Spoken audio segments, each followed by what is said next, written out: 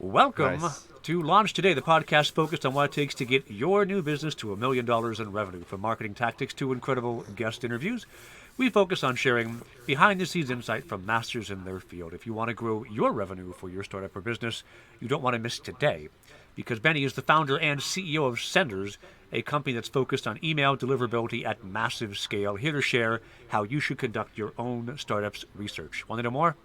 Keep listening. In addition to being CEO and founder of Senders, Benny has worked in demand generation for around 13 years. He's run marketing for companies in industries as various in food and beverage, automotive, healthcare, and a bunch of others. He's also a former touring bass player. He and previous guest Carl clearly have to host a gig together because Carl plays hip-hop violin and has achieved millions in recurring revenue multiple times, driven largely by his innovative email approaches. Let's dive in. I always like to start with, why do you do what you do, Benny? Why email? Why demand generation? Why all this? So I think demand gen in my case is a bit of a misnomer, but at the end of the day, most people like me are in the business of trying to figure out how to help someone with something that you're significantly better at than they are. And most marketing people, salespeople, SaaS providers, whatever, that's basically what it boils down to. So at every juncture in my career, I've just been like, well, what can I do that's helpful to the people that I already have trust with and rapport with? And sometimes you can get away with not being that great at it, but you're just the person that's willing to fall on the sword to do it, Yeah. which is oftentimes what you find with internal company employees. They might be like, hey, I'm in charge of this now. And you're like, but you don't know anything about that. They're like, indeed, I don't.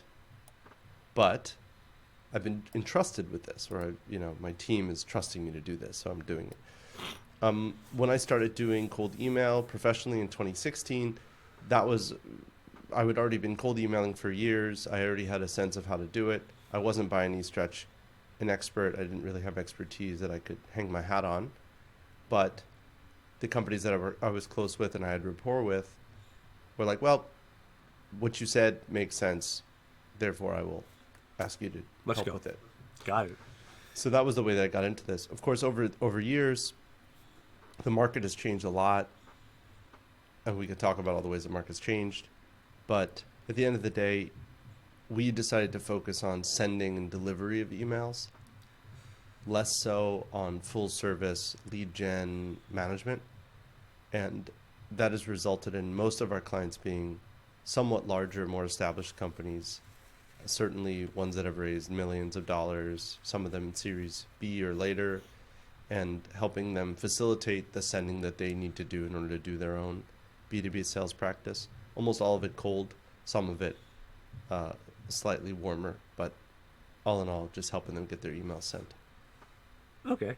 That's this moment, but my past is obviously slightly different.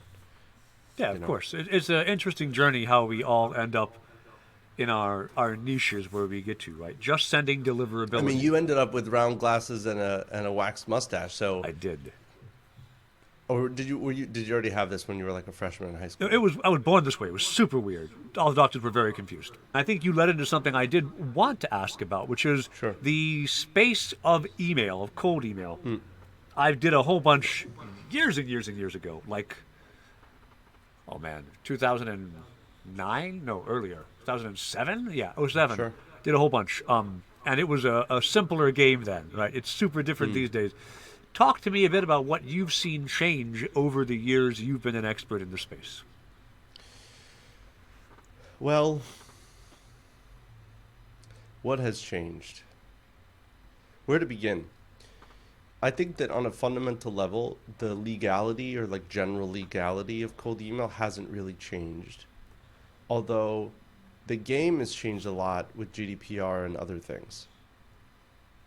I think that largely Google and Microsoft are far less tolerant now of the sending side of email. And on the receiving side, nothing much has changed, in my opinion, from my vantage point. Interesting. Meaning, it's not any harder to get into the inbox than it was before. And there are multiple shifts that have happened at the same time that have made cold email, more likely to be effective and less likely to be effective simultaneously. Interesting. Talk about that. So it's funny. I find that most cold email folks these days are somewhat new to the field. There's a lot of Gen Z cold emailers, Yeah. and they sort of see it like some sort of hack, and they don't fully um, they don't fully appreciate the shift that has happened. So, in the olden days, back when you started cold emailing, or even when I started cold emailing, your there were far fewer SaaS products in general. Oh, yeah. Just SaaS was a very rarefied thing. AWS was basically nascent, so you couldn't even spin stuff up quickly and easily. We had So our if you own had a servers, SaaS like our product, own physical servers to send email. yeah, and the average company had like, I don't know, 20 SaaS licenses or 5 SaaS licenses Yeah. or something. Now the average company has like 200 SaaS licenses. Yes. There's a dashboard for every single function in the industry. There's SaaS products for everything under the sun. The chances that your product or service is actually unique to the person that you're emailing is very, very low. The chances are very low. So that means that you have a lot of work you have to do to either differentiate or whatever.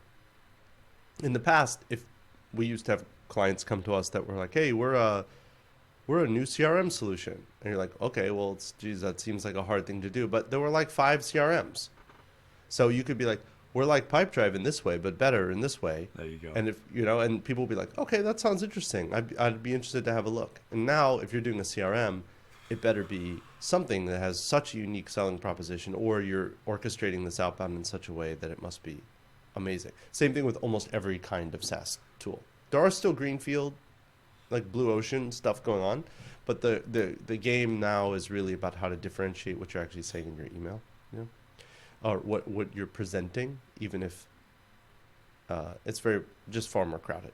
That's one thing. Second thing is, back in the day, very hard for younger folks to imagine, almost all internal company communication happened over email. So it was sort of like walking into a board meeting, Yeah. and knocking on the door and being like, "Hi, you guys don't know me." Hey, I'm but gonna let you finish, but yeah. But what happened with the rise of Slack, the rise of Microsoft Teams, millennials shifting to chat, and all this stuff happened, was the inbox almost completely cleared out of internal company communications. I mean, I probably get 2 emails a day that I'm not CC'd on, like direct emails from members of my own team about something. Everything happens in chat or in some other form or format. my workforce might be younger than yours. I think I maybe get one a week that my team Yeah. sent to me. Like, Yeah. So that means that the email inbox became a place where you deal with external vendors or you deal with external things. So if you're an external vendor trying to sell into a company, it's kind of the appropriate place to do it. When before, for every 1 interested reply or whatever, every 100 interested replies, you might get 4 or 5 really upset people, like really genuinely upset. Not just like unsubscribe, but people that are actually being like, "How dare you invade my private space," kind of thing. And you'd be like, "Whoa, I'm so sorry, really sorry." Now you almost get none of those because every single business on the planet is doing cold email. If they're B2B, they're also responding to some and not others. And they generally understand that they're on some sort of database somewhere because almost everyone has access to Everyone's on a Apollo.io or database Zoom Info somewhere, or yeah. Seamless.ai or something. yeah. So it's not this big mystery of like, where did you get my contact information? It's like, I know where You're you like, got it from. Well, I got it from the places that everyone gets it, including your own team gets it. Like, what are you implying? You know what I mean? So that has been a very, very big shift. The third shift is Google and Microsoft have been clamping down on your ability to send emails, and that's where my team focuses. We focus on maintaining our own IP pools and our own infrastructure totally separate from Google and Microsoft that we fractionalize and allow companies to send from. So we're completely immune to the clampdown that Google and Microsoft have been doing, but it's a real thing, and that is a big shift. Used to be even in 2016 when we started, you could send almost 400 emails a day from Google Workspace with almost no problem at all. And then by 2020, it was down to 100. At that point, my team said this is untenable. we need to shift away. We shifted away from Google and Microsoft. And to this day, it's not uncommon for companies to be able to send 20, 30, 40 emails a day. And the way you overcome that is by doing things that I think are actually ridiculous and quite dangerous, which is opening up many, many, many Google Workspace accounts, many, many, many domains, many, many, many email addresses, and widening it out, which is not smart for a number of reasons that we won't go too much into detail because that it'll create a firestorm in your comment section here. Bring me the fire, man. I don't care. I think it is one thing I like about you and your approach. So I've been seeing a bunch of people talk about once you go from itty bitty baby size to some real scale in a whole bunch of ways, it actually makes sense to get off of the AWS, the Azure cloud, all the infrastructure that we just take for granted because the costs go up insanely. And that oversight limits a lot of what you can do. Yeah, whatever it is. I mean, keep in mind that cold email itself is very gray. It's a total gray area. If you read the law, it's not hard to understand that there is no clear. I'm not a lawyer, so Hey, this does not that's next constitute show. legal advice. This does not constitute legal advice. Right. Although you kind of could pretend to be a lawyer because you're in front of a stack of books. I know, these are great, aren't they? I look much smarter than I am here. Yeah, you do. I prefer like the modern art. It's not modern art. These are just sound panels. But I prefer the sort of like stoic, like, oh, this guy, he only wears black sweaters. Yeah, but I mean, I'm as maximalist as they come with the mustache and the glasses. No one's going to be like, oh, he's the next Steve Jobs. They're like, no, he's the next Mike Lindell. Not a lawyer, but I agree that there's this gray area, and unless Well, it's gray, and it's absolutely within the rights of all these platforms to say we don't want this kind of emailing happening from our systems because it's caustic, damaging, and also very easily makes it hard for them to tell who's doing something nefarious and who's not doing something nefarious. Yeah. So they're very they've been increasing the hairpin trigger on their bans, shadow bans, cutting people off, moving people off of their platform. So those are things that folks tend to have to contend with. In our case, we charge a significant amount of money for people to send from our infrastructure, and we work very closely and very transparently with all of our clients. which eliminates all the really bad actors. Yeah. So yeah, we basically don't have to worry about what's going on inside our own area, while a Google or a Microsoft has millions of business customers. Yeah, So they don't know couldn't nearly really as operate much. if they're going to do the kinds of onboarding and the kinds of work that we do with our clients. But all in all, I think it's a really, if you sort of zoom out in the macro, you're like, wow, Benny, your team is facilitating sending cold emails. That must hurt your soul in some way. And actually, I don't think about it in those terms at all. Think about the opposite. All of our companies are legitimate businesses that are seeking to grow. Cold email is one of the channels that their sales team uses in order to do that. Most of them are doing a combination of email, calling, LinkedIn, conferences, inbound, other kinds of outbound, whatever it is. And none of them are sending emails that are deceptive in any way. It literally is like, hi, Trevor, we make a special kind of, mustache wax. Would you be interested in potentially, sponsoring our letting us be a sponsor of your program or something? There you go. And then, not that I'm doing that kind of thing, but like B2B style outbound that's actually pretty darn targeted and pretty darn in the pocket. And we get almost no, issues. Our clients see almost no issues at all. I get you, yeah. So I think for 43 years running now, email is the highest ROI channel, right? Email just always delivers. Sure, Now, but usually they're talking about opt-in. owned email. Owned email is highest ROI, yeah. Like newsletters and stuff like that. Newsletters, that kind of thing. Partnerships through newsletters, people who build big lists, like all of these things. You guys do a lot of email stuff, or you mainly doing ads? I did, so like my agency, we don't do any cold email.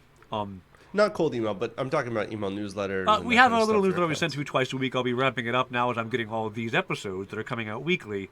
I'll be hitting people up with, hey, here's this week's episode, here's what the next two are. Nice. Kind of drum some interest up. I've got about 700 people. It's not a huge list, right? Cool. And that reliably. When it gets to 700,000, call me. Right. When that many people know about me, I'll have a whole different scale of business for sure. Yeah, at 700 people, I use SendFox, right? It's like, and I'm pushing through my own servers. Like, it doesn't matter. These are all opt-in anyway. So I get like, Sure. one Yeah. spam complaint a month, maybe. This is no one's going to be mad at me. So yeah, the email is owned email, extremely, extremely high ROI. Cold email is still for many businesses super high ROI. You've talked a lot Sure. about the trends you've been seeing that are both pushing for and kind of pulling down on the success of email. Sure. Yeah. What's a big trend that you don't see the business owners thinking about with cold email that maybe email experts know about, but it's not surfaced up to the standard business environment yet? That's a great. I think that if we circle back to my first point, you can sort of get to this really easily and nicely, which is okay. I think there's two important things that I think about a lot. One is most business owners do not fully grasp the size of the U.S. economy.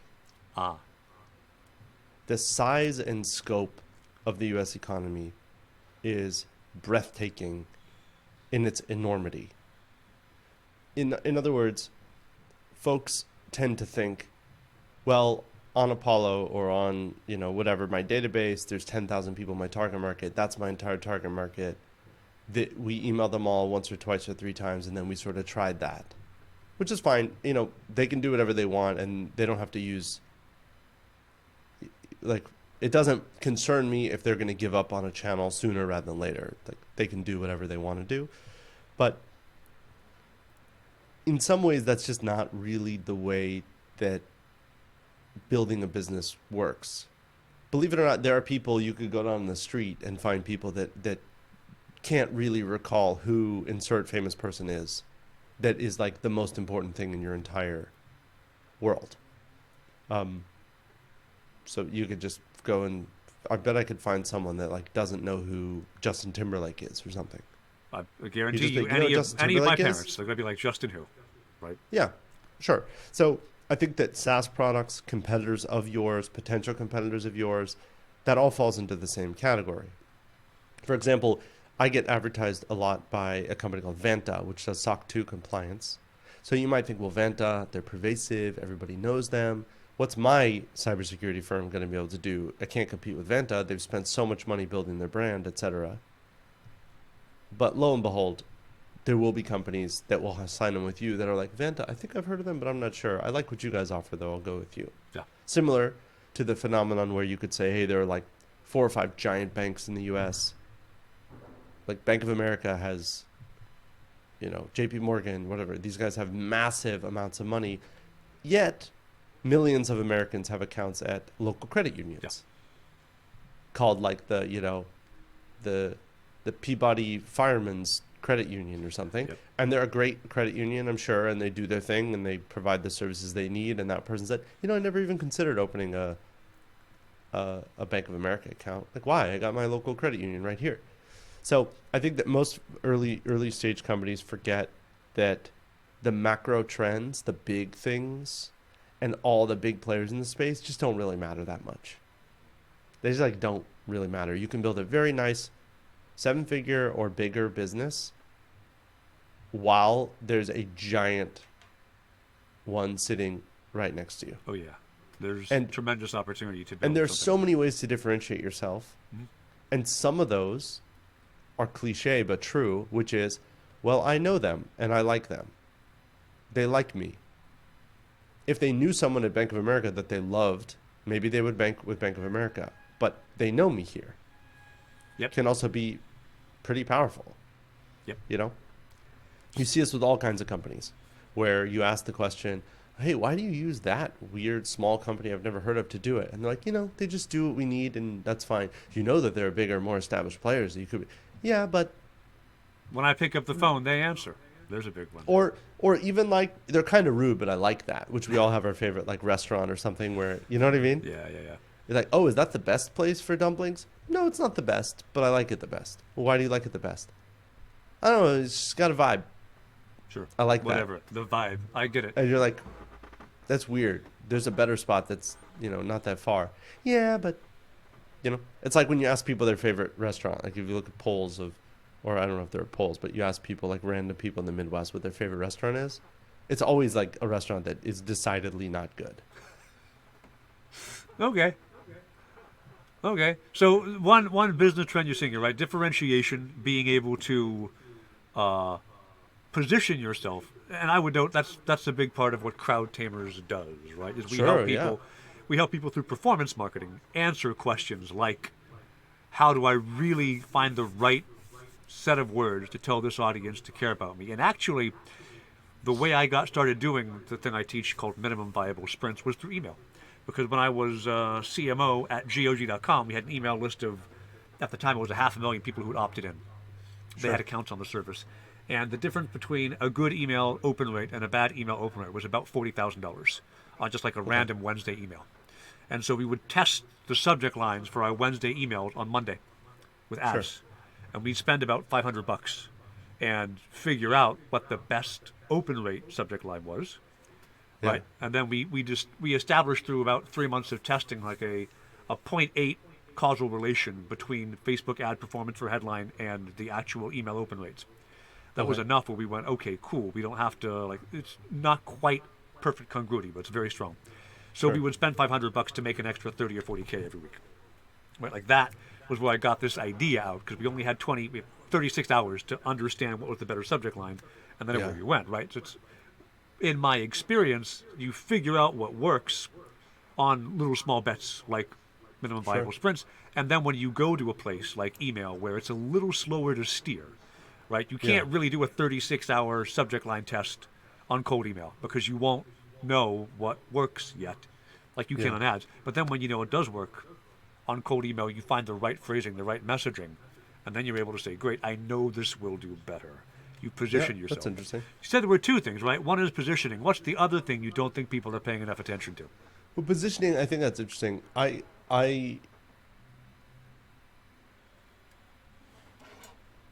okay. If you bucket positioning in with that, I think the first point I made was that the size of the economy, Ah, the okay. size of the economy, the problem with the internet in general, That's like that's a dot heck dot of a dot, lead. Yeah, I'm waiting. anything can happen. The problem with the internet in general is that everything is right next to each other. Right. It's not a physical place, so there's no physical distance. The internet is Um, flat, as they say. the internet is, yeah. Well, the world's also flat, so that totally checks out. Totally makes sense. Um, You really are that looking for the basically, high engagement comments here, aren't you? yeah, yeah, that's right. But uh, that means that not only is the company that's way better than you that does it for free, whatever you do, right next to you, which might do it worse and charge a lot of money or something. It's all right next to each other. So it creates this impression that your competitors are always on your heels or always right there. But really, mind space doesn't relate to the internet in that way. Everyone has like a very short memory and you sort of forget things. And I bet I lose deals at some point simply because someone said, "What was the name of that?" Well, I talked to someone that had a really important. Can't remember. Anyway, Yeah, that of course right? that happens all the time. So, so you can basically win by working harder, working smarter, being more in touch with people on a genuine human level, and squirreling hard to build your business, and sort of do an okay job just ignoring almost anything else that's happening around you. Almost. I mean, maybe you should be aware of what's happening around you, but I mean, in terms of the moves that a competitor or something is making, most of the industries that we find people are in, they don't really have a magic quadrant or anything. They're not really going head to head with any sort of specific big player. And if they are, that's a totally different thing to deal with. Most people are in a very fragmented part of the market, whatever part of the market they're in, and it's probably even more fragmented than they'd imagine. And there's a lot of most people, at least that I know, are dealing with non-critical systems that are almost purchased on a whim by a client. Meaning, this is a problem that I could solve with a spreadsheet easily. And then now that I learned about this, that sounds really interesting. So I didn't really have a problem. Now I see that there is sort of a problem. And then I'm still on the fence of whether I want to solve it with you, solve it with another vendor, or just keep doing it in the sort of janky way we're doing it now. So that's very different from the way you traditionally imagine software. If you're a restaurant and you want to receive credit cards, well, there might be half a dozen, 2 dozen, 5 dozen companies, but you're not just going to be like, nah, the way we do it now is like,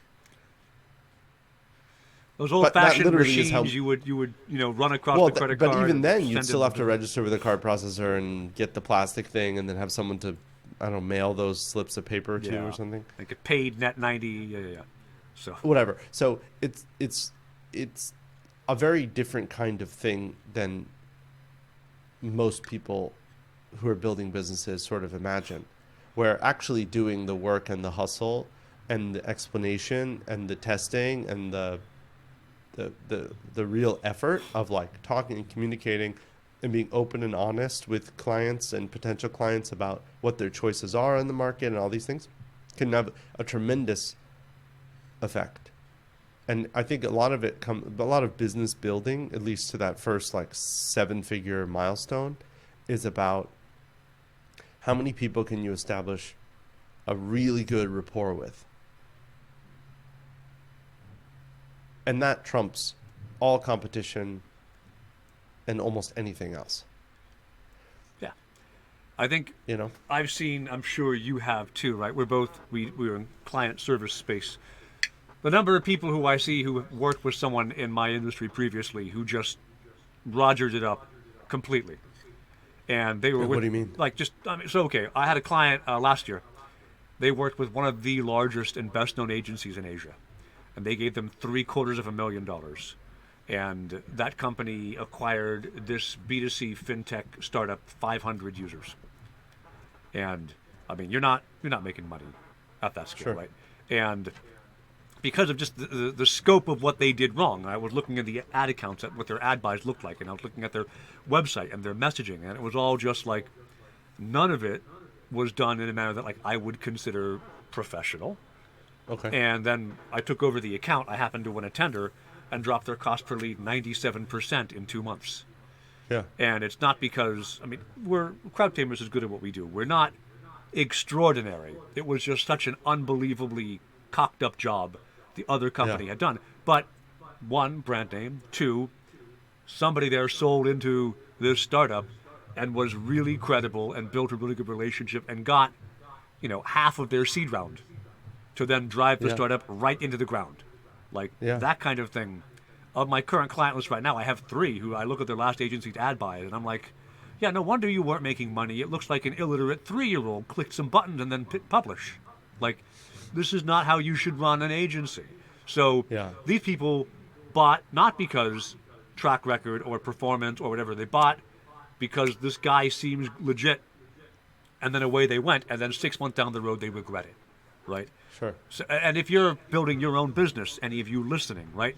One, don't be the guy who has them regret what you did in 6 months. That's a good start. The Yeah. other thing is, if every other incompetent cockwomble out there is able to build a business at some kind of scale and be this bad at it, like get out there and sell and be good at it, and you'll keep growing. Yeah. Well, I don't know. I'm not so sure if it's so cut and dry. I think that there are a lot of challenges that companies face, even if they're being prudent with their spending, even if they're putting a ton of effort in, even if all these things. But I always feel like we're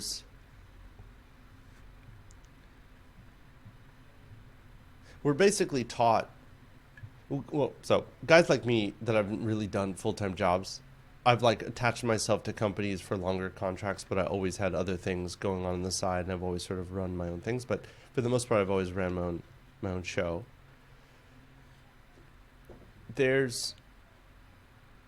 If you've always done it, you don't really think that much about society's feelings about what you're doing or not doing or something. But I find that a lot of people who are in a full-time job scenario, where that's where they were sort of raised, so to speak, they're constantly thinking, about this magical conversation, whether it's real or imagined, where it's like, oh, I'm going to break out on my own, or you're going to break out on your own. You better have a good idea of what you're going to do and a clear path to this kind of thing, right?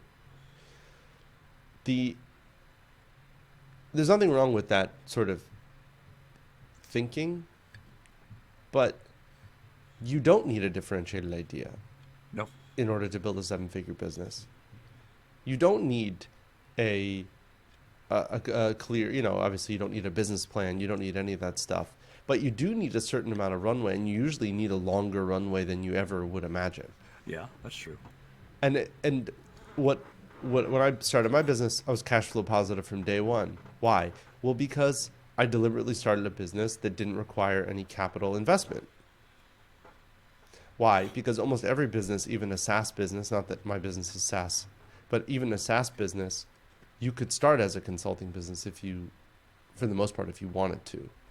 As you're speaking, cold email is principally a B2B tactic, right? Is a way to... Yeah, I only know B2B stuff. I've never done B2C in my whole career. The only thing I've done, though, my first business was a content creation company, and we had lots of B2C clients, but we were B2B. So we were serving their specific content needs that then they would deliver to consumers. And it was based on their specific direction and not so much us dreaming up consumer crazy marketing ideas. stuff. I'm like really bad with consumers. I don't understand them at all, really. I've done a fair bit of B2B and B2C both. And in some Which ways, do you prefer? it's a lot of... it's hard to say. B2B, obviously I'm an agency. I sell B2B. My clients, the ones who are working B2B, it's a slower sale. It's a slower learning cycle to get to where you're able to make a revenue engine work. But the higher margins means you have more room to get it wrong. Sure, yeah. I've got a client who's B2C in the healthcare space who we were scaling up. We found a revenue engine that worked to bring them leads just very reliably.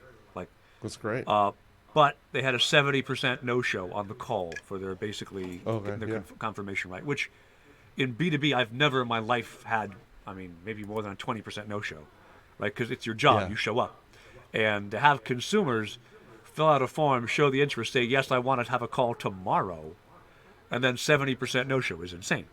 To me, usually. Right? People always tell me, they always write these emails that I see where they say, are you struggling with blah, blah, blah? And it's like, I don't know if, in my opinion, business people don't really want to face their struggles. I think business people, you want to make your job as minimally painful as you can. You want to remove the parts of your job you hate. And But this idea of emailing a CEO and be like, do you struggle with blank? The CEO is like, F you, I don't struggle with anything. I'm a alpha predator. Kiss off. Or they're just like whatever. That's not how I think about it. I agree. So it's always interesting. B2C, that may well work with, hey, is this your challenge? Do you struggle Well, actually, with I this? think in marketing, maybe do you struggle with that could make sense. In cold email, which seems like much more direct, that seems like a very weird. And to me, that seems like a very weird thing because it actually forces you to ask yourself a question that you don't necessarily want to. One thing that I always found with cold email, and I'm always interested if other folks disagree with this, I always found that particularly Americans, of which I am one and you are one, are incapable of replying to a cold email if they don't agree with every single point in the entire email. So what do I mean by that?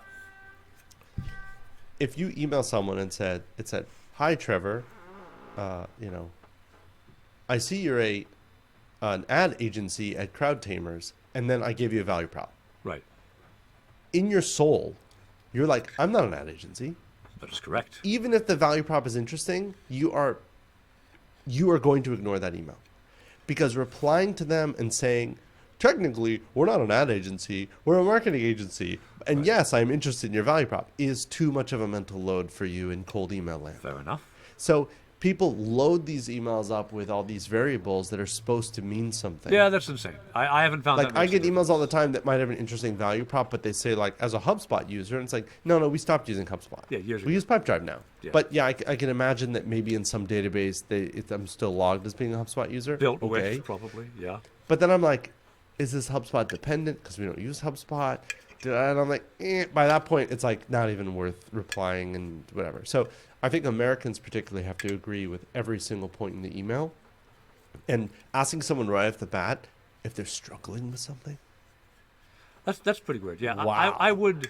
That's a tough thing for any business person who's trying to fly through their inbox to turn on themselves and say, am I struggling with that? Really? But I would also note, at least in my experience with cold email, you've got effectively 86 characters to get me to open up the preview, right? Because you get the preview on your phone, that's 86 characters.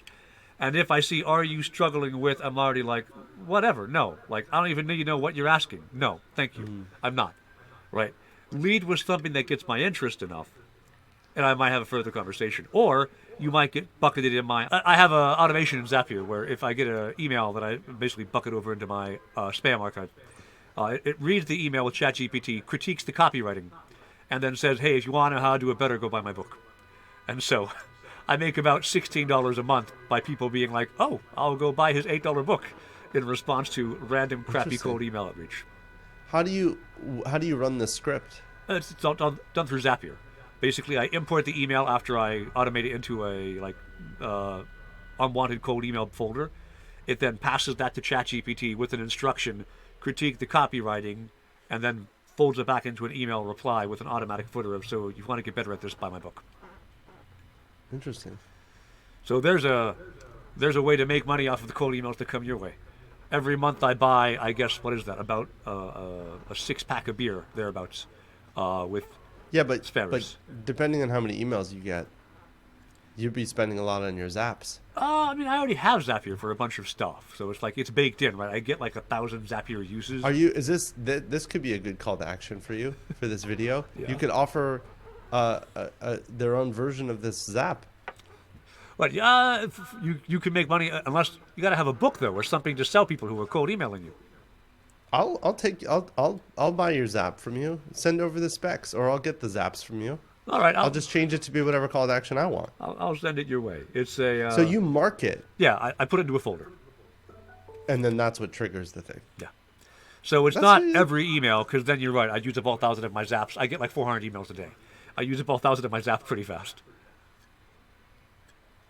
Yeah, send over this script. I'll run a test, and you know what? I'll even just say, oh, and you know, if you need copywriting help. Anyway, all right, let's bring this one home. I got a couple of personal questions I always like to ask. One is, what's a good Sure. book that you have read recently? I thought about this. I think that largely work is kind of bullshit. Okay. I think that human stuff is real, and people develop interests and pursuits and want to build things, and having a job like you have or I have, where we're having a small part in helping other people realize something that they want, is not bullshit. But largely on a sort of day-to-day basis, we concern ourselves with like one little minutia thing after another, and then as you build a little bit of leverage, you start to bring in other people who concern themselves with minutia that you didn't have to worry about Right. on purpose, and then people, you know, and sometimes the minutia is fun, and sometimes it's not fun, or sometimes people gain satisfaction from a very neat spreadsheet, and some people find spreadsheets, you know, makes them sick to their stomach or something. Right. But like everyone sort of has this world, but largely it all kind of is a little bit of a silly game. Yeah. And there's a really good book Mhm. by the author Hiroko Oyamada Okay. called The Factory. Hmm. And it's translated from the Japanese. I lived in Japan for 7 years and I speak Japanese as well. But this was translated by an excellent translator named David Boyd, who's also a good friend of mine. But The Factory is one of the best and weirdest books about the process of working. And it's just a bizarre book. It's And not coming hard from to the read. land of the salaryman culture, I'm sure it has an extra element of that. Just you throw yourself at this wall of this terrible job for 12 hours a day. Well, yeah, I mean, you could frame. I mean, I lived in Japan for a long time and I speak Japanese, so I, you could say I have a more nuanced view of what work is like in Japan. I Sure. worked there for 7 years. I didn't work as a salaryman per se, but I spent a lot of time in offices with different companies and such. I don't think that this book is about salaryman culture. Okay. I think the book is about all of us and what we do all day. Okay. That's interesting. There are definitely days when my job feels more futile than others. I'm sure the same is true for you. Normally, any day when tax paperwork shows up, I go, life is all bullshit. Tax paperwork? Yeah. Oh, but do you don't have a good accountant? I have an accountant who probably would be good if I weren't so bad at it. Interesting. She's patient, which is enough for my qualifications, given what my Well, finances hey, look I'm like.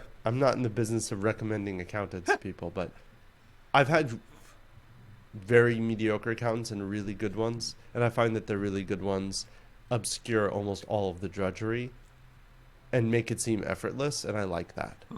So if you feel like your accountant isn't obscuring enough of the drudgery, maybe it's not a Trevor problem, it's an accountant problem. Just want to point that out. Maybe. I would note I am shatteringly bad at accounting, though, also. So, all right. So that's the factory. You have a good bookkeeper?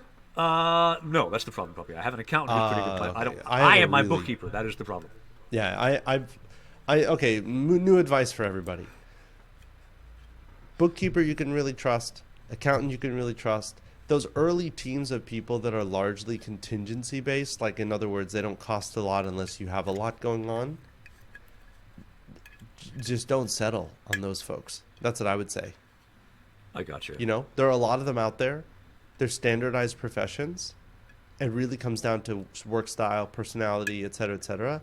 Don't suffer. Don't suffer with one that you're not totally happy with. That's my fair. advice to early stage entrepreneurs. Having had Also, two really bad bookkeepers, I just went, look, I need to do this, so at least yeah, it's but not that means that you need to refine your vetting process or whatever for the next one. probably. But I would also I just in general I think that sort of core team of I don't know what people call them. They're professional services teams around you really matter.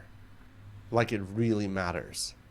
I always do a mental scan where I think about my team and I don't have a super visual, like it's sort of a blur. I'm a music dude, so it's always Right. a blur. But Yeah. I like do a scan of my team in my brain, and I listen to myself. And if someone is a red blinking light disaster zone, and if there's not an acute reason, it's generalized, usually that person you need to talk with them. You know what I mean? Yeah. So I do that scan all the time because at any given time, maybe there's one or two team members where I'm just like, wow, this is a red blinking light. Something's off. And then you have a hard conversation with yourself, and then you have a hard conversation with them. Fair enough. So I would say that's my other piece of advice for folks. All right, let's get back to the personal question. So the factory is good. It's really good. Yeah. It's not a long read, and it's weird and odd, and the translation is absolutely masterful as well. Excellent. Well, I like an unusual recommendation. I get a lot of business books when I ask for this. I like that you didn't give a business book. Well, I mean, I can give some business. No. books too, Don't if you feel want. compelled. I asked what a good book was, not what a good business book was. That's on purpose. Some people will come up with a book that examines humanity instead of business, and those are really interesting. But too. also, I also feel like the one good thing about this kind of recommendation is if you bought the book, you can buy it on Amazon or whatever, and you read it, you'll be very unique. Meaning it's not like a bestseller book that everyone's read and whatever. When you and it like a fiction book like that maybe takes like, I don't know, 6 to 10 hours or something to read. I mean, depending how slow you are, how fast or whatever. 6 to 10 hours to read, and it'll take you into like a really interesting mental place that no other book will. So it's the uniqueness of the mental position that it gets you into, which is where the value in things lie. Awesome. That's what I think. You know what I mean? Yeah. I think that there are lots of books you can learn a ton from that you'll learn more from than reading a fiction book about like working in a factory. But at the same time, those will probably be a less unique mental place. Yeah. In other words, if you take like a business book that's good or great, even like Good to Great or something, I was just thinking. and you read another business book that has a similar, probably the frame of mind you'll be in when you're engaging in that for 4 to 10 hours or whatever will be somewhat similar. Right. You know what I mean? So it just depends on what your vibe is. And the interesting thing to think about, a lot of the folks who listen to this show may not read much fiction. All the studies show, well, all the studies, there have been, I think, two. The two studies show, if you read fiction, it improves your empathy because you're exposing your brain to different modes of thought, different ways of being. And lots of studies show empathetic leaders are better leaders. So if you're the founder or the person leading teams here, reading fiction can actually also improve the business side of things. That's why I like when people recommend that kind of thing. To bring this home, let me ask you, right? Who do you love to talk to and help with email delivery? What do they look like? Oh, my team is great. So here's the thing. You're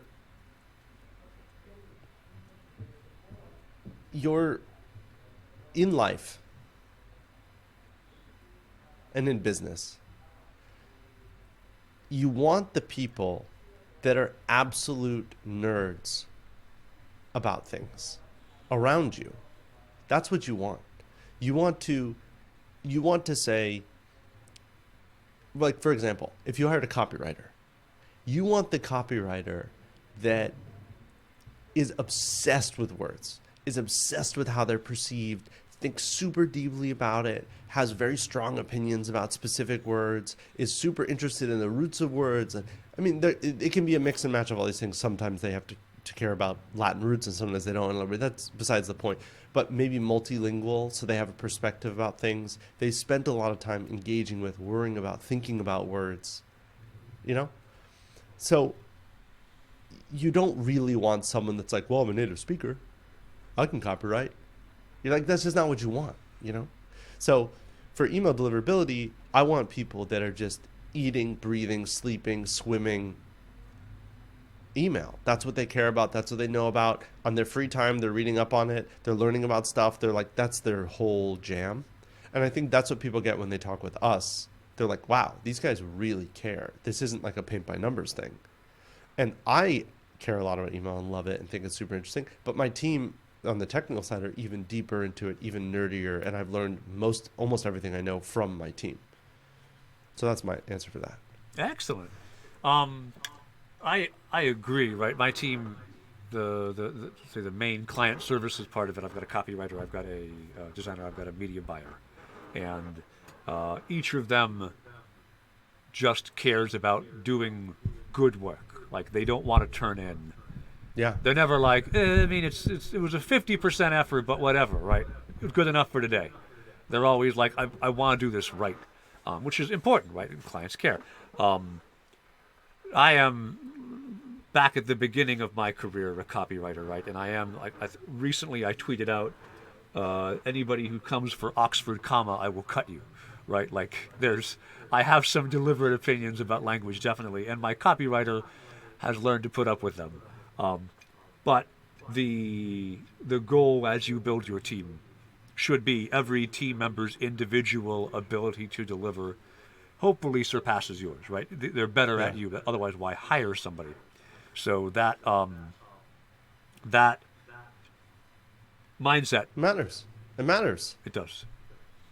All right. So how do people they go, hey, I like what Benny has to say about email deliverability in business. He seems like a chill dude. I want to hear him jam with violin and bass. How do folks find you online?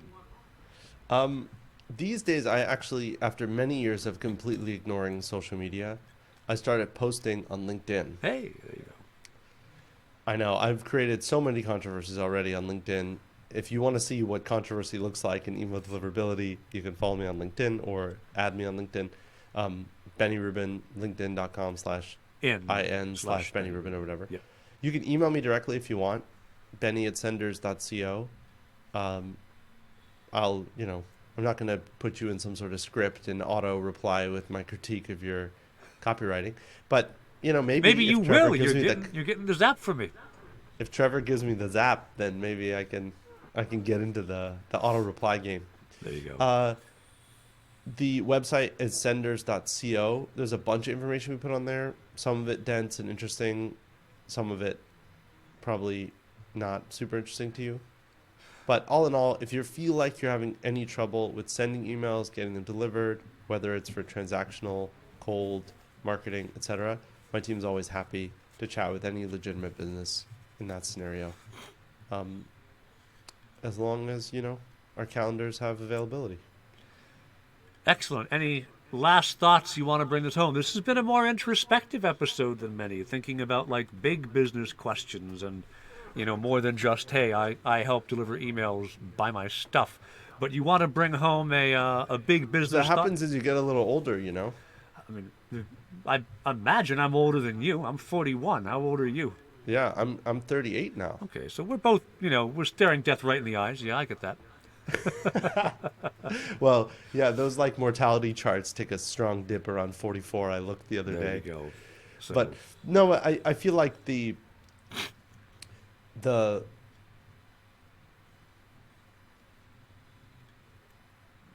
I think that in order to really succeed in B2B kind of businesses that we're doing, sadly, you got to really understand the mind of a millennial.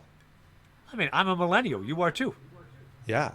Oh, I know. We're the founders now. I agree. We're the ones that I mean, you could prove me wrong, and someone could send me details on this. But sadly, we're the ones that are the ones controlling the budget. We tend to be on the other side of that conversation with, oh, I got to get approval from my team to spend this, or it's the founder of the company, or it's it's sort of almost guaranteed to be a millennial or like a younger Gen X person. And Gen X, older millennials and Gen X they're pretty similar in many ways. So it's really interesting to see how many cold emails I get where I'm just like, wow, this, or marketing messages where I'm like, wow, this really doesn't resonate with me at all. I got a text message from like a food delivery company, like a push notification. And I was just like, oh, this was totally sent by a Gen Z. Like, this makes no sense. Like, this does not resonate with me at all. And of course, they probably can segment by age, and maybe there's some magic line that, they didn't take into account. But more and more and more, I'm realizing how many marketing and sales messaging decidedly does not resonate with me or the sort of millennials in my space. And I'm a little bit concerned. Maybe you could do a course or a book, a new book, like Marketing to Millennials. Because they had those books 10, 20 years ago for Gen X and Boomers because we were such an important market. But I think that could be interesting. We should collaborate on a series. Maybe we could. I do agree. This is, I think, the industry eats its young, right? Marketing in general, the people who have the energy to meet the demands we place upon a copywriter or a marketer, they're young, right? By the time you're my age, I mean, I work strange long hours. That's because it's the founder life, right? Most people I know at my age, they're like, I got kids, I got, baseball practice. But also, they're whatever. trying to nurture a younger generation of talent anyway. But they're not even really nurturing them. That's another thing, is they're really bad at fostering this. But also, you've got 20-year-olds writing for big enterprise security firms. I remember when I worked with one of the top 3 security protection firms out there, really big company, and their previous copywriter was 25. At the time, I think it was 39. And I'm like, just the difference in tone, right? Of seeing, it's like watching, a 5-year-old put on a business suit. And you're like, I mean, yeah, I see what you're trying, but you didn't quite get it. Sure. Because people who are older in the industry tend not to be in delivery, but they're in management, then they're not the ones Interesting. crafting the messaging. Instead, you see, what's up, dog? Now's your chance to pick up a cool 50% off on your uh, pizza delivery or whatever. And you're like, no part of that was addressed the correct way. So, like, that kind of thing is what you increasingly see. Or Yeah. whatever now. I don't know. My son, who's 8, is stuck. Like, every day he wanders around now doing Wait. Your son is Gen A or Gen B? alpha, I think they call it. Yeah. Gen Alpha. Wow, We that's we exciting. ran out of ideas and we went with Gen X, and then we're like, great, it's the freaking alphabet now. Let's go. The the mindset there. I'm looking at that, and of course, I can't be it. I'm so far away from what was cool even when I was 20, much less now. I'm like, but it's the same backwards, right? Looking at somebody, I mean, an 8-year-old, of course, isn't writing marketing copy, but even like a 20-year-old, a Zoomer looking at us being like, what are these ancient old dinosaurs? How do they think? I don't understand. They're basically cavemen. You need some way to address all that. That's an interesting thought. Yeah, I think that there's more to generational divide and less. Like it's the same way. But I also think about the real challenge is how do you build rapport with people you're talking with? And if I find that young people and old people and everyone across the whole board, if they're very good at building rapport, then and generation completely dissolves. And if they're not that great at building rapport, then age and generation, age differences become exacerbated. They become very hard to manage. You understand what I mean? Like for example, if you do sales calls to millennials, oftentimes they have seen enough because they're older, and they'll just tell you, wow, that seems expensive or something like that. And you're like, okay, you're giving me the information I need in order to like help make this conversation happen. Very, very young founders, oftentimes they'll be like, yeah, wow, amazing. Oh yeah, wow, that's perfect. And you hang up the phone and you're like, I'm never going to hear from you again. And it's like, what is the difference between these conversations? Like what is happening? And you could say it's my failure to build rapport, but if they're putting up like a yeah, great, awesome front, they're not building rapport with me who's asking hard questions like, how does this sound? Does this actually fit into a budget you've set aside? Or is this going to be something we're going to have to pull out of thin air? Did you expect to have to spend this kind of money on this kind of thing? Or is spending the money going to unlock more of something that you need more of? Or, like all these like good questions, but instead you're just getting like, oh yeah, of course, yeah, oh amazing, yeah. And you're like, oh, okay, I don't know what to do with this. So I think everyone should always be working on, as you said, empathy, and always be working on their ability to build rapport, and then, understand that sometimes you're the problem and sometimes they're the problem, and always try to reduce the number of times where you're the problem. That's my closing advice. That's your closing advice. Sometimes you're the problem. That's our slug. Excellent. All right. A conversation with Benny Rubin, Cold Email Outbound, And eternal optimist. sending and deliver. Sometimes you're the problem. You're the problem. That'd be a pretty good. I like that. Man, Betty, thank you for the time today. I appreciate your insight in a whole bunch of different things, more than just email deliverability. I think we should do this once a week. I think that's what we should do. Once a day. Let's Once do once a day, every morning, 7 a.m. to 8 a.m. The Benny and Trevor Comedy hour. commute. There you go. No, I've got the face made for radio, so I can sell it. Next up, here at lunch today, we're talking to startup legal expert Albert Mujico, who runs Scale Up Legal, an angel investor and an expert in building and launching on the legal side of startups in 2 continents and in DOS languages. If you're wondering about the legal side of building and launching a new business, make sure to subscribe to the channel or follow on LinkedIn so you don't miss it. As always, appreciate your time. Peace out, everybody.